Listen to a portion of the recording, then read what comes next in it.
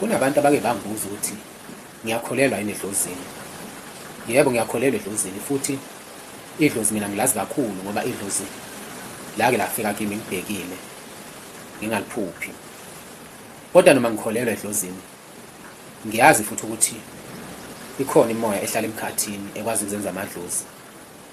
Idlozi akusiyo into efika njalo kumuntu kancane kancane uthi usuphupha idlozi kancane kancane sekufika idlozi.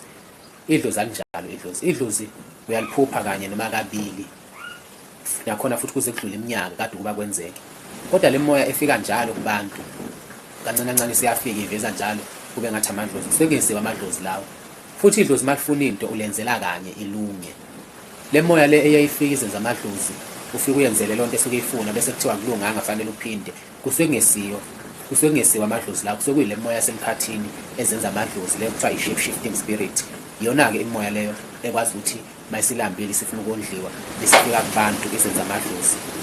Idlozi ngadlula ngisho iminyaka ongakaze uliphuphe. Futhi idlozi uma selifikile lifika ngoba kuyisimo ngempela esiphoqayo ukuthi fanele lifike, hhayi ukuthi nje livele lifike nje akuhambi kanjalo.